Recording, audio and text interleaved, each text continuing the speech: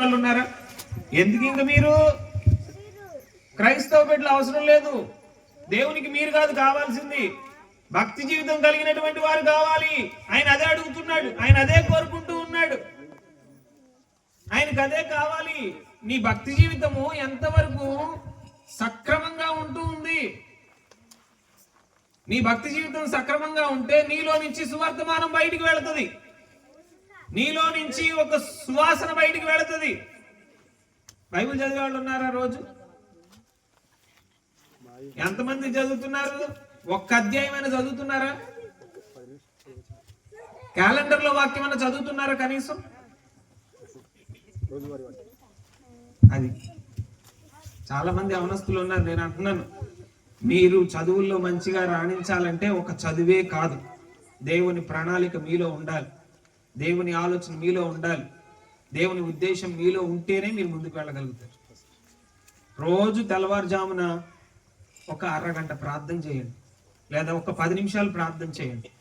10 నిమిషాలు, నేను ఎక్కువసేపు కూడా అడగట్లా. నేను లెగుస్తా తెల్లవారుజామున 3ంటికి లెగుస్తా, 3:30, 4 వరకు మోకాళ్ళు వేసి ప్రార్థన చేస్తా. నా 2 మోకాళ్ళు నల్లగా ఉంటాయి.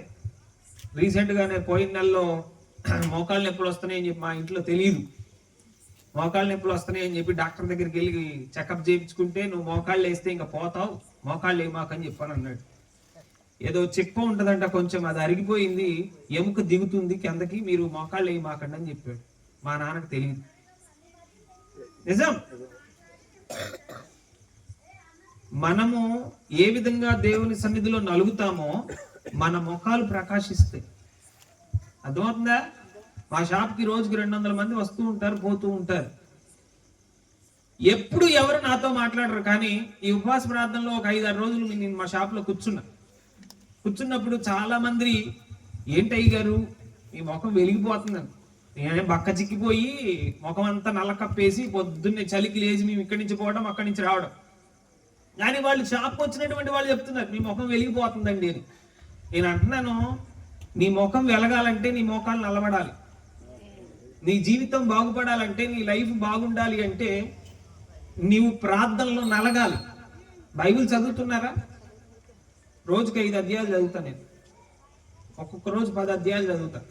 మా నాన్నగారు కూడా అంతే, రోజుకి 5 అధ్యాయాలు చదువుతారు. రోజుకు 10 అధ్యాయాలు చదువుతారు. అమ్మ కూడా అంతే, రోజుకి 5-10 అధ్యాయాలు చదువుతారు. నేను అంటున్నాను, మాదేదో మీరు డబ్బా కొట్టుకోవడానికి రాలా, మీరు చదవండి. మేము ఆశీర్వదించబడ్డాం, మీరు కూడా దీవించబడతారు. మేము 4గురికి ఇస్తున్నాం, మీరు 10 మందికి ఇస్తారు. ఆ మాట చెప్తున్నాను. అదే సువర్తమానం. ఆ సువర్తమానము మీకు తెలియచేయాలనే ఆలోచన కలిగే మీ ప్రాంతానికి రావడం జరిగింది. అన్ని సున్నాలే, నా చదువులో అన్ని సున్నాలే. పిచ్చకొట్లు కొడతారు మా సార్లు, ఇప్పటికీ కూడా ఉన్నారు మా సారు, ఇప్పటికీ తిడతానే ఉంటారు. కానీ ఇప్పుడు పాస్టర్ గారు అంటాడు ఆయన. మీకు అర్థమవుతుందా? పిచ్చకొట్లు కొడతాడండి ఆయన. జగ్గేపేటలో వెంకటేశ్వర హై స్కూల్ అని ఉంటుంది, ఒక స్కూల్. ఆ స్కూల్లో నేను చదివాను. LKG నుంచి 10th వరకు ఒకటే స్కూల్, ఇంటి పక్కనే ఉంటుంది స్కూల్. ఇప్పుడు ఆ మాస్టర్ అంటారు, ఆ మాస్టర్లు అందరూ అంటారు పాస్టర్ గారు అంటారు. పాస్టర్ గారు అని రీసెంట్గానే అడిగారు, మా స్కూల్లో క్రిస్మస్ ప్రోగ్రామ్ పెట్టరాదు అని. మా కాలేజీలో కూడా అడిగారు, మా కాలేజీలో పెట్టవా అని. నేను అంటున్నాను, మీరెంత నలగొట్టుకుంటారు యవనస్తులారా, మీరు వినండి. మీ జీవితంలో మంచి కార్యాలు చూడాలంటే, అద్భుతాలు చూడాలంటే, మీ ఇంట్లో మీ అమ్మ తిడుతుందా? మీ ఇంట్లో మీ నాన్న తిడుతున్నాడా, కొడుతున్నాడా? మీ ద్వారా మీ ఇంట్లో కార్యాలు జరగాలి. మీ ద్వారా కుటుంబం ఆశీర్వదించబడాలి. మీ ప్రార్థన ద్వారా, మీ విధి విధానాల ద్వారా మీ కుటుంబము దీవించబడుతూ ఉండాలి. అందుకోసమే ఈ సువర్తమానం. అర్థమవుతుందా? ప్రార్థన చేయండి, రోజు తెల్లవారుజామున ప్రార్థన చేయండి. 10వ తరగతి చదివే వాళ్ళు ప్రిపేర్ అవ్వండి, ప్రార్థన చేయడానికి ప్రిపేర్ అవ్వండి. ఇప్పుడు ఈ సంవత్సరం నుంచి చీటీలు లేవు, స్లిప్పులు పంపించాలు లేవు, తీసుకొచ్చి బిట్ పేపర్ 30 మార్కులు చెప్పడాలు లేవు. ఇది సొంతంగా రాయాల్సిందే. ఈ సంవత్సరం నుంచి అది పెట్టారు కొత్తగా. చాలా కష్టం. అర్థమవుతుందా? దేవుల్లో ఎదగండి, వాక్యం చదవండి, బైబిల్ చదవండి, ప్రార్థన చేసుకోండి. మీరు ఎప్పుడైతే ప్రార్థన చేస్తూ నలుగుతూ దేవుని సన్నిధిలో ఉంటారో అప్పుడు మీరు ప్రకాశమానంగా కనబడుతూ ఉంటారు. యేసు ప్రభు వారు ఎదిగి పెద్దవారు అవుతూ ఉంటున్నప్పుడు 40 దినాలు కొండ మీదకి ఎక్కి ప్రార్థన చేసి కిందకి రాగానే ఆయన ముఖం చూడలేకపోయారంట. మీరు ప్రార్థన చేస్తున్నప్పుడు మీ ముఖాలు వెలుగుతూ ఉంటాయి, మీ పరిస్థితులన్నీ కూడా తారుమారైపోతూనే ఉంటాయి. మీకు అనుకూలంగా ఎవరు లేరా, వారందరూ అనుకూలంగా మార్చబడతారు. ఇందాక నాన్న చెప్పినాడు ఒక మాట, మైక్ పెడుతుంటే డిస్టర్బెన్స్ అవుతుంది అని చెప్పని. ఆయన గురించి నాకు నిన్న తెలిసినటువంటి విషయం ఏంటంటే, మైక్ పెట్టద్దు, మీరు ఉంటే ఇక్కడ ఉండండి, లేదా పోండి బయటికి, ఊరు బయటికి పోండి అన్నాడు. నాకు తెలియదు, నాకే తెలుసు. మమ్మల్ని అన్న 10 రోజులకి ఆయనకి మళ్ళీ స్ట్రోక్ వచ్చిందండి, హార్ట్ స్ట్రోక్ వచ్చింది. 10 సంవత్సరాల క్రితం ఆపరేషన్ చేయించుకున్నారు.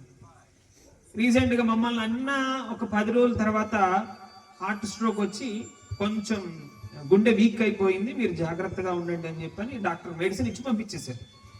ఆ మాట నిన్న ఆదివారం పూట నాకు తెలిసినటువంటి వారు నాకు చెప్తున్నారు, ఇట్లా అయిందిరా, మీరు పోయి పలకరించరండి. నేను ఎట్లా పోతా, సరే పోతాం. పోయినా కానీ ఆయన ఏమంటాడు, ఇంకా సౌండ్ వస్తుందిరా అంటాడు. ఏమి రాదు, అక్కడ సౌండే లేదు. కొన్ని మనం ప్రార్థన చేస్తే దేవుడు చేస్తాడు.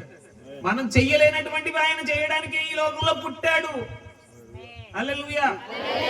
నువ్వు నేను చేయలేనటువంటి పని, నీ కూతురు నీ కొడుకు చేయలేనటువంటి పని, నీ చుట్టూ ఉంటున్నటువంటి వారు, నీ బంధువులైనటువంటి వారు ఎవ్వరు చేయలేనటువంటి పని ఆయన చేయటం కొరకే ఈ లోకంలో జన్మించాడు.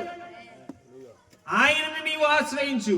మనుషులని నమ్మవద్దు, మనుషులను ఆశ్రయించవద్దు, స్నేహితులను నమ్మవద్దు, బంధువులను నమ్మవద్దు, నీ తోబుట్టువులను నమ్మవద్దు. దేవుని మీద నీవు ఆశ్రయిస్తే, దేవుణ్ణి నమ్ముకుంటే, దేవుని వైపు నీవు చూస్తా ఉంటే ఆయన మాత్రమే నీకు సహాయం చేయగలిగినటువంటి వాడు. ఆయనే నిన్ను దీవించగలిగినటువంటి వాడు. ఆయనే నీ పట్ల కృప చూపించగలిగినటువంటి వాడు. వేరెవ్వరు నీకు కృప చూపించరు, వేరెవ్వరు నీకు ఆశ్రయం ఇవ్వరు, వేరెవ్వరు నీకు సహాయము చేయరు. కేవలము ఆయన మాత్రమే నీకు సహాయము చేయగలిగినటువంటి వాడు. అదే సువర్తమానం.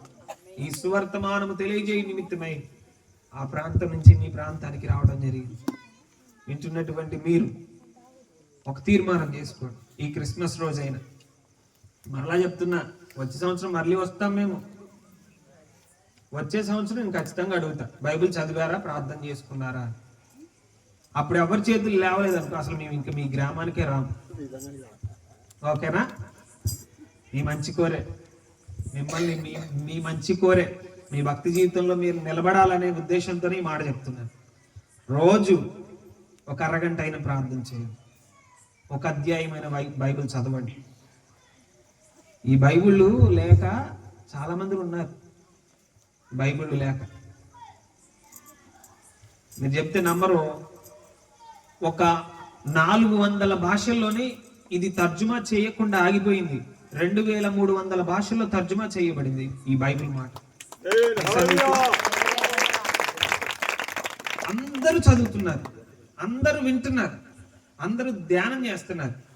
మన దగ్గర ఫ్రీగా దొరుకుతుంది కదా ఈ మాట, మనకి ఎక్కసం అయిపోయింది. అర్థమవుతుందా? చదవండి.